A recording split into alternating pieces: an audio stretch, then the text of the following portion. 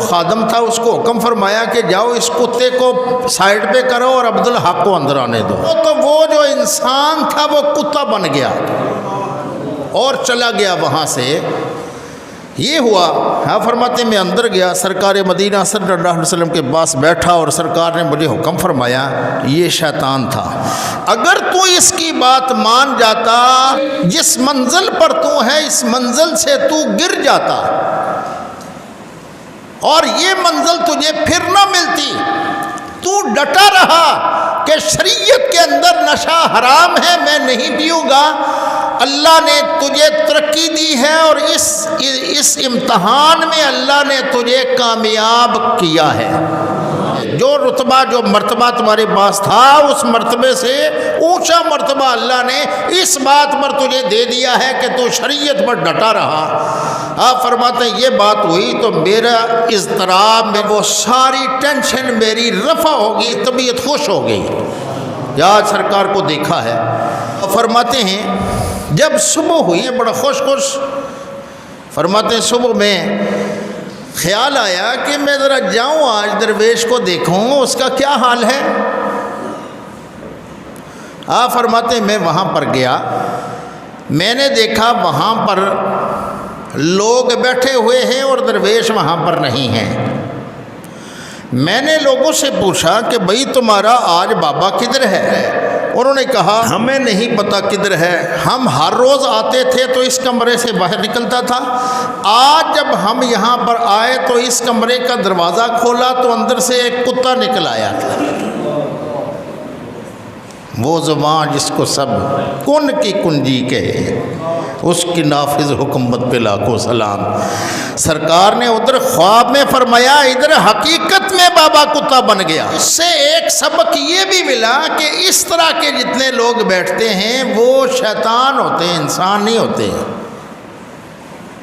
آپ فرماتے ہیں کہ میں نے وہ ساری بات ان کو سنائی خواب والی، ان میں سے جتنے لوگ تھے 8-10 لوگوں کے علاوہ جتنے تھے سب نے توبہ کر لی اور سب نے میرے ہاتھ پر بیعت کی، سب نے توبہ کر لی، اور جنہوں نے توبہ نہیں کی وہ وہاں بیٹھے رہے، جنہوں نے توبہ کی وہ سب لوگ میرے ساتھ آ گئے۔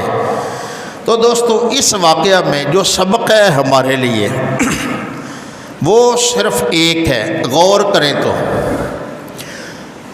کبھی بھی زندگی میں شریعت کے خلاف عمل نہ کرو۔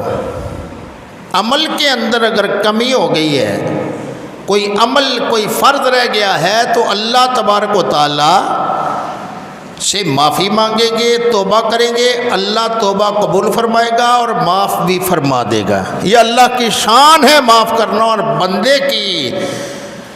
بندے کو اللہ تبارک و تعالی نے یہ اختیار دیا ہے کہ اگر گناہ کر لیا ہے تو اللہ سے سچے دل سے توبہ کر لے، اللہ تجھے معاف کر دے گا۔ کبھی بھی شریعت کے خلاف عمل نہ کریں۔ کتنی بڑی بات ہے، کہاں تک گئے لیکن شریعت کے خلاف عمل نہیں کیا، اللہ نے اتنی بڑی ترقی دے دی کہ سرکار مدینہ صلی اللہ علیہ وسلم نے بشارت دے دی کہ اللہ نے تیرا رتبہ اور زیادہ بلند کر دیا ہے۔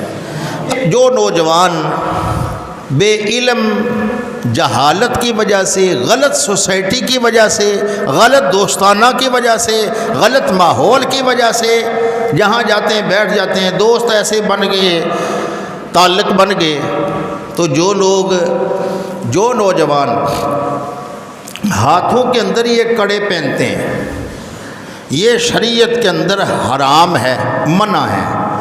جو ہاتھوں کے اندر یہ بازو میں یہاں پر لال دھاگا باندھتے ہیں، سرخ دھاگا باندھتے ہیں، سبز دھاگا باندھتے ہیں، شہباز قلندر سے آیا ہے، کوئی یہ کہتا ہے یہ داتا صاحب سے آیا ہے، میں ان کو اور آپ کو یہ جواب دوں گا، جو چیز حرام ہے مرد کے لیے وہ مکے اور مدینے سے بھی آ جائے وہ مرد کے لیے حرام ہے، جو حرام ہے وہ وہاں سے آ جائے پھر بھی حرام ہے۔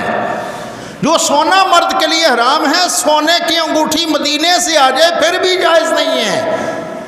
سونا حرام ہے مرد کے لیے، مکے سے آ جائے پھر بھی حرام ہے، جائز نہیں ہے۔ یہ جو زنجیر پہنتے ہیں لڑکے نوجوان، سونے کی زنجیر یا کسی اور دھات کی زنجیر پہنتے ہیں، یہ سونے کی زنجیر حرام ہے گلے میں پہننا. یہ اگر کعبہ شریف کے غلاف کے ساتھ مس ہو کے بھی آ گئی پھر بھی حرام ہے. تو جو نبی پاک صلی اللہ علیہ وسلم کو پسند نہیں ہے میرے بھائیوں، اگر وہ عمل کر کے پھر قبر میں جاؤ گے تو قبر میں سرکار نے تو آنا ہے اور ہمیں بچانا ہے. جب سرکار نے یہ فرما دیا کہ یہ تو میں اس کو نہیں پہچانتا، کوئی در نہیں ہوگا، کوئی ٹھکانہ نہیں ہوگا، اور بخدا خدا کا یہی ہے در، نہیں اور کوئی مفر مکر. اعلیٰ حضرت فرما گئے جو وہاں سے ہو یہیں آ کے ہو، جو یہاں نہیں تو وہاں نہیں. شریعت کے خلاف کبھی نہ کریں. یہ کڑے پہننا، یہ دھاگے پہننا، یہ کانوں کے اندر مرکیاں ڈالنا ہاں کی شریعت ہے میرے بھائیوں. اللہ نے منع فرمایا. جب اللہ نے تمہیں مرد بنایا تم عورتیں کیوں بنتے ہو؟ جن عورتوں کو اللہ نے عورت بنایا ہے وہ مرد بننے کی کوشش کیوں کرتی ہیں؟ یاد رکھو دنیا چند روزہ ہے. شریعت کے خلاف جو بھی کرے گا اس کا حساب کڑا ہونا ہے، اور بعض کا حساب زندگی میں شروع ہو جاتا ہے اور بعض کا حساب قبر میں جا کے ہوتا ہے.